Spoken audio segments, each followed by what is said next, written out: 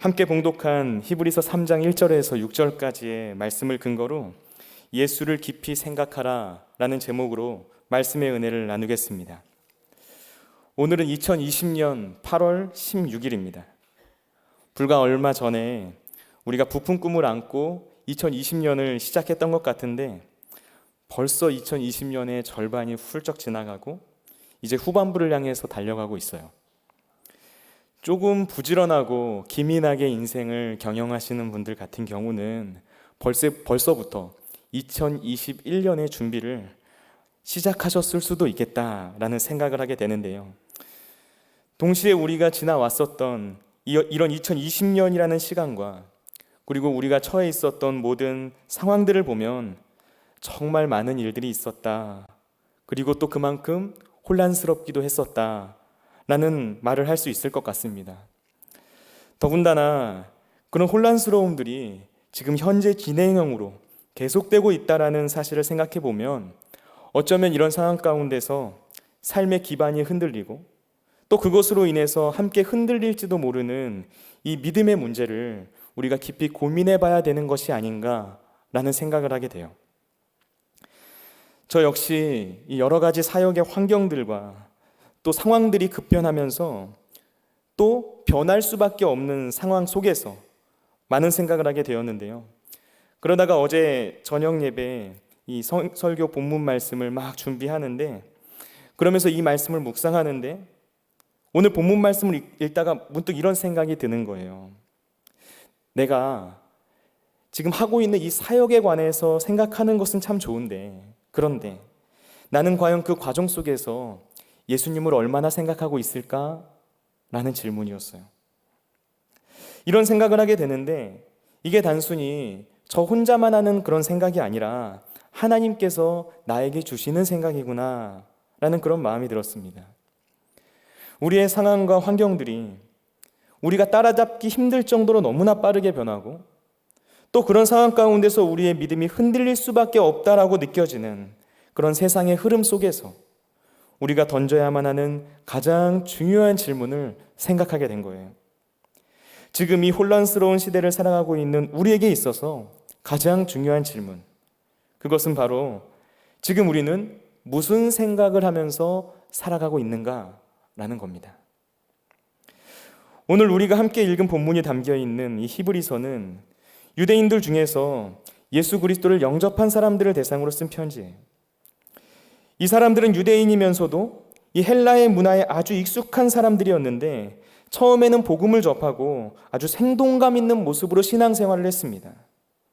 그런데 얼마 지나지 않아서 여러 가지 문제들이 발생하고 그로 인해서 그들의 믿음이 흔들리는 상황에 처하게 되었어요. 가장 큰 문제는 예수님을 메시아로 인정하지 않고 여전히 유대교를 가지고 있는 이 히브리인들의 핍박과 박해였습니다. 같은 핏줄인 유대인들의 박해가 시작되었던 거예요. 그런데 문제는 이것뿐만이 아니었습니다. 이 사람들은 어려서부터 아주 유대교적인 가르침을 받았던 사람들이거든요. 그래서 구약의 율법과 성전 제사와 같은 이 유대교적인 전통과 관습들에 너무나 익숙했고 이런 것들을 다 지키고 행하는 것이 하나님을 잘 섬기는 것이고 또 그것이 구원의 증표라고 여겼어요. 그런데 이런 전통과 관습을 토대로 살아가고 있었던 사람들이 예수님을 믿은 이후에도 이 유대교적인 사고방식과 습관들을 버릴 수 없었던 거예요. 그래서 예수님을 믿었지만 이런 상황 가운데서 갈등하다가 신앙을 버리고 다시 유대교로 돌아가는 사람들이 생겨나기 시작한 거죠. 예수가 메시아가 아니다 라고 주장하는 사람들 앞에서 마음이 요동치고 흔들리기 시작한 거예요. 히브리서 기자는 이런 사람들에게 왜 예수가 유일한 구원자인지를 변증하고 또 그 믿음을 독려하기 위해서 이 서신서를 기록했습니다. 그리고 그 믿음의 시작을 위한 아주 중요한 토대 중에 하나를 오늘 우리가 읽은 히브리서 3장 1절 말씀에 나오는 것처럼 예수를 깊이 생각하는 것이다 라고 말하고 있어요. 우리가 하나님의 부르심을 받은 하나님의 사람들이라면 우리가 구원받았다면 예수님이 과연 누구이신지 그리고 그분이 어떤 생각과 행동들을 하셨는지, 그래서 우리가 예수님을 믿고 따른다라는 것이 과연 무엇을 의미하는 것인지 깊이 생각해야만 한다는 거예요. 여러분, 우리는 어떻습니까? 예수 그리스도가 누구인지, 그분이 어떤 일을 하셨는지 우리는 얼마나 알고 있나요? 우리가 이 세상을 살면서 우리의 상황과 환경이 어떻게 변하든지 우리의 믿음이 흔들리지 않기 위해서는 우리가 믿는 예수님이 누구이시고 또 그분이 어떤 일을 하셨는지를 분명하게 알아야만 합니다. 우리가 이 본문을 근거로 말씀의 은혜를 나눌 때 우리를 구원하신 예수님이 어떤 분이신지, 그리고 그분이 어떤 일을 하셨는지를 깊이 생각하고 또 깨닫게 되는 은혜가 넘쳐나게 되시길 예수님의 이름으로 축원을 드립니다. 예수님에 대한 생각 첫 번째, 예수님은 우리에게 하나님의 일을 알려주시는 분이라는 거예요. 우리 다 같이 오늘 본문 말씀 히브리서 3장 1절 말씀을 한번 읽어보도록 하겠습니다. 3장 1절 말씀입니다.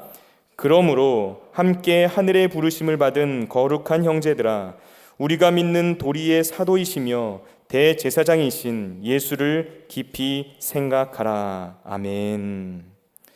우리가 함께 읽은 이 1절 말씀을 유심히 살펴보면 예수님이 어떤 분이신지를 알 수 있는데요, 히브리서 기자는 여기서 예수님을 우리가 믿는 도리의 사도이시며 대제사장이라고 말하고 있어요.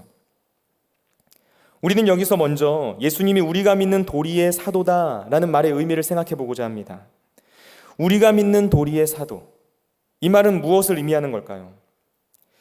여기서 말하고 있는 이 사도라는 단어가 헬라어로 아포스톨로스라고 하는데요, 이 단어는 어떤 임무를 받아서 파견되는 사람, 다시 말해서 보내심을 받은 자라는 의미를 가지고 있습니다.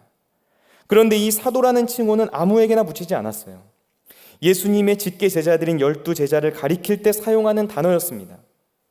왜냐하면 예수님께서 직접 이 12제자들을 세우시고 이들에게 복음을 증거하라고 세상 가운데 보내셨기 때문이에요. 그런데 이 단어가 히브리서 3장 1절 말씀에서 예수님을 가리켜서 사용되고 있어요. 예수님이 사도다. 이게 과연 무슨 의미일까요? 예수님은 하나님께서 주신 사명을 가지고 이 땅에 보내심을 받은 분이다 라는 의미예요. 예수님은 어떤 분이신가요? 예수님은 하나님의 보내심을 받은 자로서 우리에게 하나님의 일이 무엇인지를 알려주시는 분이십니다. 하나님이 인간의 모든 역사 가운데서 어떤 일들을 계획하고 계셨는지, 그리고 하나님은 어떤 일을 이루고자 하시는지, 하나님 앞에 서 있는 우리 인간의 존재란 과연 무엇인지, 그 모든 것들의 실체를 알려주시는 분이세요. 더 정확히 말하면 이 예수님의 이름이 의미하는 것처럼 자기 백성을 그들의 죄에서 구원하는 하나님의 놀라운 구원 계획을 우리에게 알려주시는 분이라는 거죠. 여러분, 그런데 이걸 우리가 역으로 생각해 보면 하나님께서는 왜 우리에게 예수님을 보내셔야만 하는지를 생각해 볼 수 있어요. 이게 무슨 말일까요? 하나님께서 왜 예수님을 이 땅에 보내셔야만 했다는 걸까요? 왜냐하면 우리가 무지하기 때문에, 우리가 하나님의 일을 도무지 알지 못하기 때문에, 나라는 존재가 얼마나 추악하고 더러운 죄인인지, 그리고 이 세상이 얼마나 죄악에 물들어 있는지를 우리가 깨닫지 못하기 때문에 하나님께서는 예수님을 이 땅 가운데, 이 세상 가운데 보내셨다는 거예요. 1998년에 노벨 문학상을 수상한 이 포르투갈의 소설가 주제 사마라구가 눈먼 자들의 도시라는 소설을 썼어요. 이 소설이 이후에 영화로 제작되기까지 했는데요, 혹시 보신 분들 계신지 모르겠습니다. 이 소설을 보면 어느 날 도로에서 신호를 대기하고 있었던 이 한 운전자의 갑작스러운 실명으로부터 이야기가 시작돼요. 그렇게 한 사람으로부터 시작된 실명이 도시 전체의 모든 사람들에게 아주 빠른 속도로 전염이 됩니다. 일종의 전염병 같은 거죠. 그런데 원인을 알 수 없는 이 병에 걸린 사람들이 너무나도 빠르게 기하급수적으로 늘어나니까 이 정부에서는 이 환자들을 격리 수용하기 시작하는 거예요. 그런데 이때 눈이 멀지 않은 한 여인이 눈이 멀어버린 남편을 따라서 그 수용소 안에 들어가게 됩니다. 수용소 안에 모든 사람들이 다 눈이 멀어버려서 앞을 볼 수 없는 상황인데 그 수용소 안에서 유일하게 앞을 볼 수 있는 사람이 한 명 있었던 거예요. 바로 그 여인이죠. 그렇게 이 여인은 이 수용소 안에 비참한 상황들을 목도하면서 너무나도 괴로워하는 유일한 증인이 돼요. 눈이 멀어버려서 아무 데서나 용변을 보고 오물 위를 짐승처럼 뒹굴면서 살아가는 사람들의 모습을 본 거예요. 도덕도 없고 윤리도 없고 인간의 존엄성과 최소한의 상식마저 사라져버린 사람들의 모습을 본 겁니다. 눈먼 자들의 도시라는 소설을 쓴 작가 주제 사마라구는 이 소설에서 유일하게 눈이 멀지 않은 한 여인을 통해서 부패한 인간의 추악한 본성이 무엇인지를 말하려고 했어요. 여러분, 이 세상을 살아가는 모든 사람들은 이 눈먼 자들의 도시라는 소설에 나오는 눈먼 자들이라고 할 수 있어요. 우리의 본성이 얼마나 추악하고 더러운지, 우리가 사는 이 세상이 얼마나 탐욕과 욕망에 물들어 있는지 우리는 아무것도 모른 채 살아가고 있는 눈이 멀어버린 사람들이라는 거예요. 겉으로 보기에 내가 그래도 그럴싸하다는 이유로, 세상적인 시선과 관점으로 보기에 그래도 내가 괜찮은 사람이라는 이유로, 우리의 영혼이 얼마나 부패하고 썩어서 악취가 나는지 알지 못한 채 그래도 이 정도면 내가 괜찮은 사람이라고 생각하면서 살아가는 게 바로 인간이라는 존재라는 거죠. 그런데 예수님께서는 이렇게 모두가 눈이 멀어버린 이 세상 속에서 유일하게 눈이 멀지 않은 한 사람으로 이 땅에 오셨어요. 옳고 그른 것이 무엇인지, 참과 거짓이 무엇인지 분별할 수 있는 한 사람으로 이 세상에 오셨습니다. 우리 인생의 진정한 가치가 무엇에 있는지, 인간의 삶의 의미와 목적을 어디에 두어야 하는지 눈이 멀어버린 인간들에게 이 모든 진리를 알려줄 수 있는 유일한 한 사람, 그 한 사람으로 예수님께서 하나님에 의해 이 땅에 보내심을 받으셨다는 거예요. 그렇기 때문에 우리가 예수님이 사도다라는 말의 의미를 안다면 우리는 그분의 말씀에 귀를 기울일 수밖에 없어요.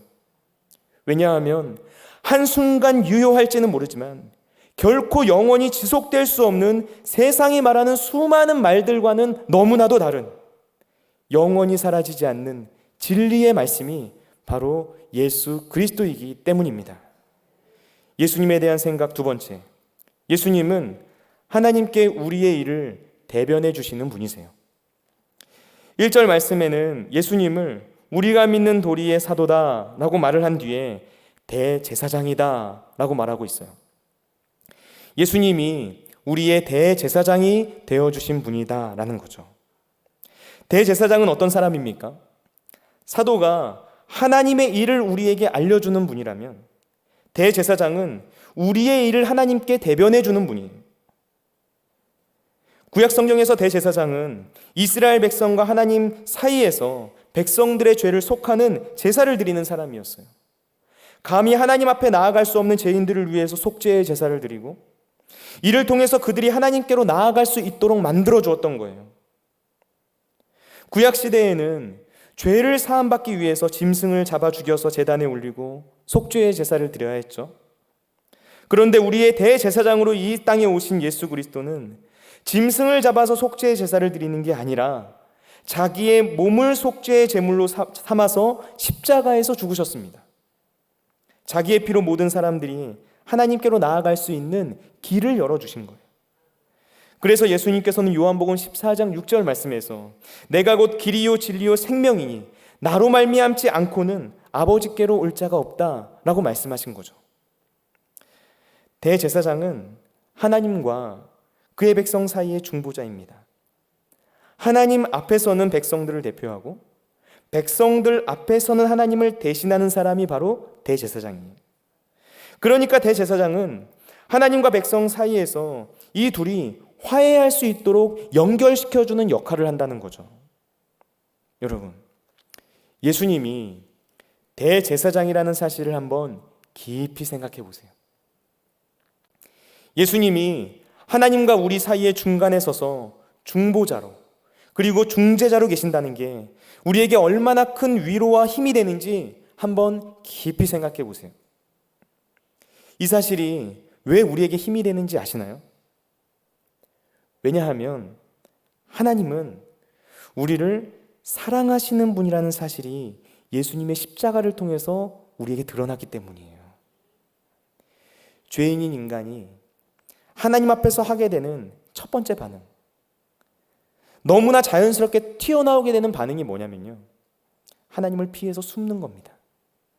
창세기 3장에서 아담과 하와가 선악을 알게 하는 나무의 열매를 먹고 죄를 지은 이후에 아담아 아담아 부르시는 그 하나님의 음성을 듣고도 그분을 두려워하여서 그분의 얼굴을 피하여 숨었던 것처럼 우리는 하나님이 무서워서 피하고 숨게 되는 본성을 가지고 있어요.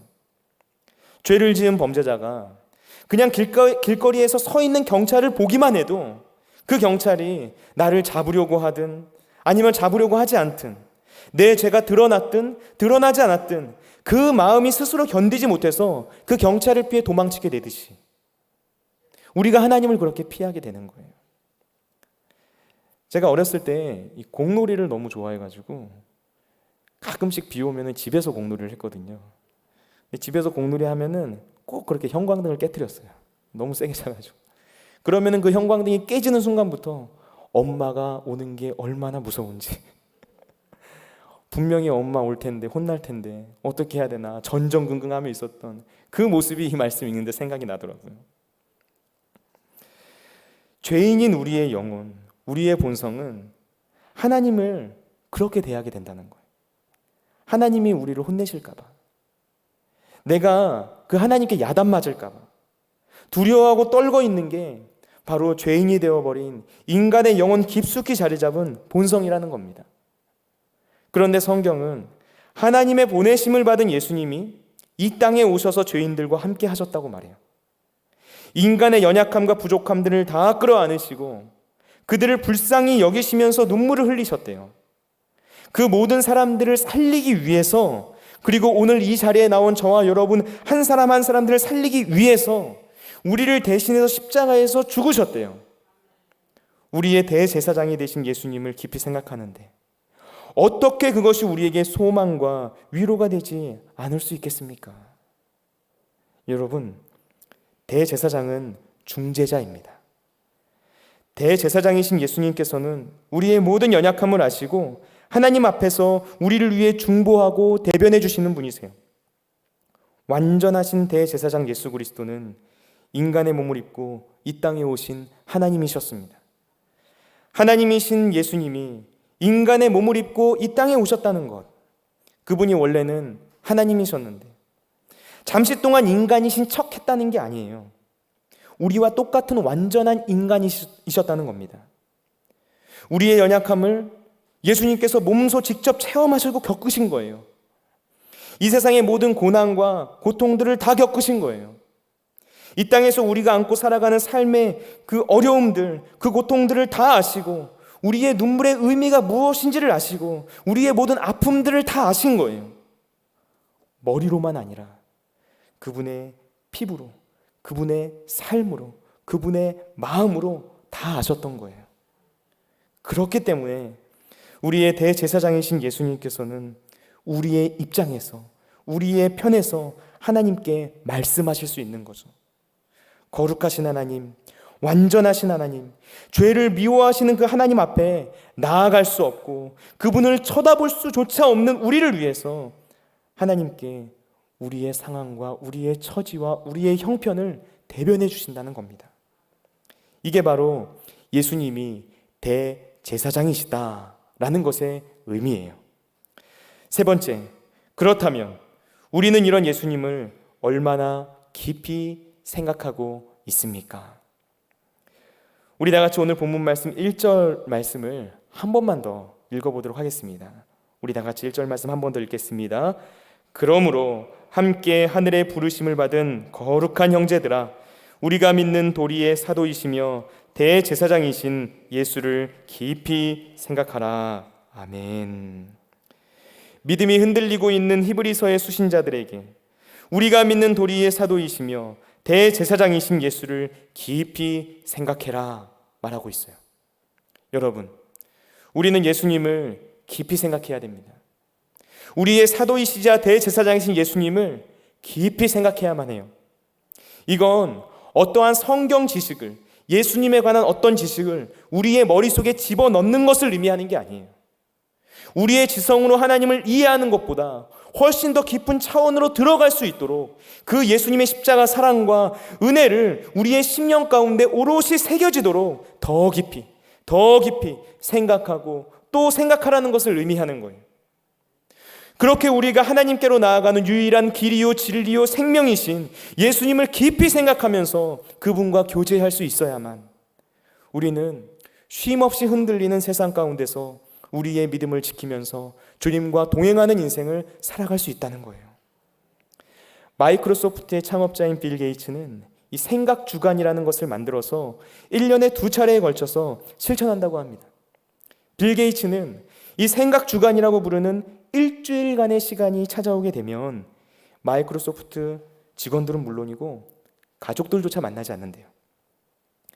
그 어떤 사람들과의 만남 또는 방문 모두 다 거절한 채 미국 서북부 지역에 위치한 이 호숫가에 있는 별장에서 1년에 2차례씩 은둔 생활을 한다는 거죠.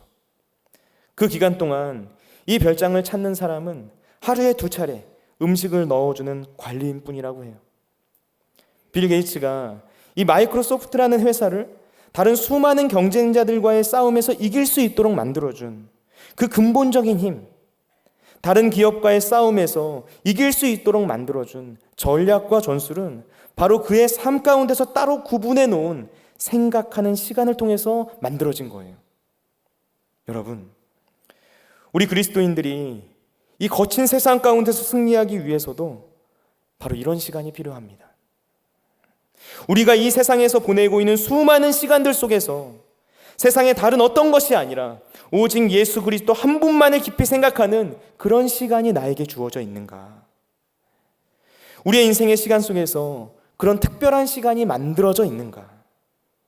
예수님을 깊이 생각하는 바로 그 시간이 저와 여러분의 일상 속에서 얼마나 확보되어 있는가가 우리가 이 세상과의 싸움에서 승리할 수 있도록 만들어주는 근본적인 힘이 된다는 거예요. 오늘 히브리서 3장 1절 말씀에서 예수를 깊이 생각하라 라고 말할 때 이 깊이 생각하라에 해당하는 헬라어 카타노 에사테라는 이 단어는 생각을 고정하라는 의미를 가지고 있어요. 그러니까 예수를 깊이 생각하라는 건 우리의 생각을 예수님께 고정해 놓는 것을 의미해요. 예수님께 우리의 모든 정신과 그리고 우리가 바라보고 있는 모든 시선들을 집중하는 것을 말합니다. 히브리서를 읽는 이 편지의 수신자들은 신앙을 가지고 있지 않았던 게 아니에요. 그들은 이미 예수님을 믿고 있었습니다. 예수님을 믿는 사람들, 기독교인들이었어요. 그런데 문제는 그들의 믿음이 외부의 박해와 그리고 핍박에 의해서 그들의 주변을 둘러싸고 있는 수많은 환경들에 의해서 끊임없이 흔들리고 있는 거예요. 지금 저와 여러분이 처해 있는 삶의 자리, 내 인생의 상황들, 도무지 출구가 보이지 않는 그 모든 일들 속에서 우리의 믿음이 흔들리고 있습니까? 단순히 내 삶이 어려워졌다는 그런 차원의 문제를 떠나서 내가 가지고 있는 그 근본적인 믿음이 위태롭다고 느껴지고 계신 않으세요? 아니면 지금 내가 처해 있는 상황과 환경 속에서 적당히 타협하면서 살아가고자 하는 그런 나태한 신앙과 그런 습관이 알게 모르게 나의 삶 가운데 물들어 있진 않습니까? 여러분, 오늘 말씀은 이런 연약한 믿음을 가지고 있는 사람들을 향해서 여러분의 문제는 예수님께 당신의 생각과 시선이 고정되어 있지 않기 때문입니다 라고 말하고 있는 거예요. 우리의 문제는 지금 주변 상황에 있는 것이 아니라 예수님께 고정되어 있지 않은 시선, 바로 거기에 문제가 있다는 거예요. 예수님을 깊이 생각하면 우리의 믿음은 흔들리지 않는다는 겁니다. 우리가 주목해야만 하는 대상에 대한 그 시선을 잃어버리게 되었을 때, 우리가 깊이 생각해야만 하는 그 대상을 잊게 되었을 때 우리의 믿음은 흔들리게 된다는 거죠. 우리 성도님들께서는 예수님을 생각하고 계시나요? 예수님을 깊이 생각하고 계시나요? 아멘 소리가 갑자기 작아지는데. 우리에게 주어진 이 하루 24시간의 시간 중에서 예수님을 얼마나 생각하고 계십니까? 예수님께 나의 시선을 고정시켜 놓는 시간, 그 시간이 얼마나 되나요? 한번 생각해 보시기 바라요. 제가 오늘 설교를 준비하면서 깨닫게 된 것은 내가 나의 사역을 한다는 이유로 어떤 일에 관해서 생각하는 시간보다 지금 나와 함께 하시는 예수님에 관해서 과연 내가 얼마나 생각했는가라는 그런 질문을 던졌을 때 나 자신이 너무나 부끄럽다라고 느꼈다는 거예요. 그런데 제가 여기서 한 가지 더 느끼게 된 것이 있어요. 여러분, 우리가 왜 예수님을 깊이 생각하지 않는지 아세요? 우리의 삶 가운데 왜 예수님을 생각하는 시간이 그렇게 적은지 아시나요? 왜냐하면 우리가 예수님을 사랑하지 않기 때문에. 아니 목사님, 갑자기 왜 그러십니까? 저 예수님 사랑하는데요. 이런 생각하실 분 계실 수도 있는데요. 저도 예수님을 사랑합니다. 저도 사랑한다고 말하거든요. 그런데 어떤 개척교회 목사님의 그 간증이 생각났어요. 그분이 다른 수많은 목사님들 앞에서 자기가 개척한 일에 대한 그 간증을 하면서 제가 가지고 있었던 내가 예수님을 사랑한다라고 말했던 그 고백들, 그 모든 것들이 다 깨지게 됐습니다. 개척을 했는데 교회가 잘 부흥되지 않으니까 그것으로 인해서 너무나 많은 스트레스를 받고 자존감도 낮아지고 이 목회에 대한 소망까지 다 사라져버려서 이제는 모든 것을 다 포기해야 되겠다라고 마음을 먹었대요. 그런데 그때 하나님께서 그 목사님에게 찾아오셔서 그 마음 가운데 하신 말씀이 있었어요. 뭐냐면 너는 나 하나만으로는 충분하지 않니? 라는 말씀이었어요. 제가 그 간증을 듣는데 그 말을 통해서 이건 하나님께서 나에게 하시는 말씀이구나 라는 것을 깨달았어요. 효은아, 너는 나 하나만으로는 충분하지 않니? 우리는 주님을 사랑한다고 말하지만 사실 예수님만으로는 충분하지 않다고 생각하고 또 그렇게 느끼고 그렇게 살기 때문에 우리는 끊임없이 예수님을 생각하지 않고 다른 것들에 눈을 돌리게 되는 거예요. 사랑하면, 우리가 진짜 사랑을 하게 되면 누가 시키지 않아도 그 사랑하는 것을 생각하게 되었습니다. 사랑하는 사람을 끊임없이 생각하게 되어 있어요. 자기가 의식하지 않아도 사랑하는 사람에게 시선이 가게 되어 있어요. 누가 강요하지 않아도 기꺼이 사랑하는 사람과 함께 있기를 원하게 되는 거예요. 우리의 진짜 문제는 아직도 주님을 사랑하지 않는다는 것에 있다는 거죠. 아직도 주님 한 분만으로 만족할 수 없다는 사실에 있어요. 아직도 주님께서 우리에게 보여주신 그 십자가 사랑의 은혜와 깊이와 넓이를 우리가 모른다는 것에 있어요. 바로 이게 우리의 근본적인 문제입니다. 그렇기 때문에 우리에게 필요한 건 하나님의 은혜다라고 말할 수 있어요. 주님을 사랑할 수 없고 그 사랑의 깊이와 넓이를 알 수도 없는 본질상 죄인인 우리를 새롭게 하시는 성령의 능력이 필요한 거예요. 하나님의 은혜로 성령님을 통해서 우리의 마음 가운데 하나님의 사랑이 부어지게 되었을 때 그때 우리는 주님을 더 깊이 생각할 수 있는 거죠. 세상의 유혹과 환난 가운데서도 우리의 시선을 예수님께 고정할 수 있는 그런 믿음의 눈을 가지게 되는 거예요. 초대교회에는 유대인들과 로마 제국의 핍박을 견디지 못하고 배교하는 사람들, 그리고 신앙을 버리는 사람들이 있었어요. 그러나 대부분의 사람들은 끝까지 주 예수 그리스도를 향한 믿음을 잃지 않고 그 환난과 핍박을 견디면서 살아갔습니다. 그렇게 전해지고 지켜진 복음이 오늘날 저와 여러분에게까지 이어지게 된 거죠.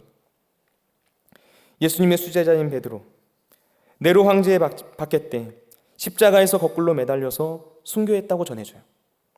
예수님의 제자 안드레, 그리스도에서 X자형 십자가에 매달려서 창에 찔려서 순교했다고 전해집니다.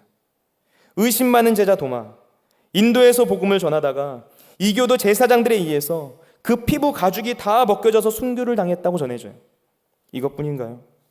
예수님을 믿는다는 이유 때문에 자기의 전 재산을 뺏기고 옥에 갇혔던 사람들, 화형을 당하는 사람들, 굶주린 맹수에게 던져진 사람들, 몸이 찢겨져서 죽은 사람들, 그리고 이름 알 수 없는 수많은 순교자들까지 구름같이 허다한 증인들이 그 믿음의 길을 걸어갔어요.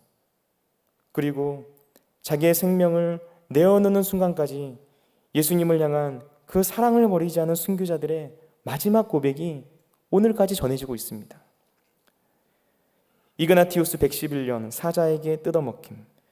오직 예수 그리스도를 얻게만 된다면 화형이나 십자가나 사나운 짐승의 공격도 참고 견딜 것입니다. 원형 경기장에서 익명의 한 노인, 나의 예수님이 나를 위해 죽었기에 나도 그를 위해 나의 목숨을 바칠 것입니다. 단두대에서 최후를 맞이한 무명의 귀족, 내 마음을 조사해 보십시오. 내 안에는 그리스도를 향한 사랑밖에는 찾을 수가 없습니다. 사자에게 뜯어먹히면서 콜로세움의 원형 경기장에서 단두대 앞에서 순교자들의 이 유언과도 같은 마지막 고백들이에요. 초대교회 성도들 300년 동안 콜로세움에서 맹수에게 살과 뼈 다 뜯어먹히면서 배교하지 않았어요. 썩어서 냄새가 나는 시체들, 그 카타콤에서 평생을 살면서도 예수님을 향한 믿음 버리지 않았어요. 여러분, 도대체 예수님이 누구시기에 이런 극심한 고난과 핍박을 견딜 수 있을까요? 한번 생각해 보신 적 있으신가요? 도대체 그 예수님이 보여주신 사랑이 뭐기에 그 사랑에 사로잡힌 사람들이 자기의 생명까지 아끼지 않고 내어놓는 걸까요? 도대체 우리가 어떻게 해야 이 극심한 환난과 고난 가운데서도 그 믿음의 길을 걸어갔던 믿음의 선배들이 보여준 그 믿음, 우리가 흉내라도 낼 수 있는 걸까요? 답은 단 하나입니다. 예수님을 깊이 생각하는 것. 예수님을 깊이 생각하고 더 깊이 생각해서 그분이 나를 얼마나 사랑하시는지 우리가 그 사실을 온전히 깨닫게 된다면 우리도 그런 사랑할 수 있다는 거예요. 여러분, 예수님을 깊이 생각하시기 바랍니다. 예수님을 생각하시고 또 생각하시기 바랍니다. 예수님이 하신 그 모든 일들을 기뻐하고 그리고 그분께 우리의 마음과 우리의 시선을 고정시키면서 살아가세요. 그때 우리는 주님의 그 놀라운 사랑과 능력으로 이 혼란한 세상 가운데서도 흔들리지 않는 인생을 살아갈 수 있는 거예요. 오늘 이 자리에 함께한 저와 여러분 모두에게 예수님을 깊이 생각하고 또 그 사랑을 온전히 깨닫는 은혜가 충만하게 되시기를 예수님의 이름으로 축원을 드립니다.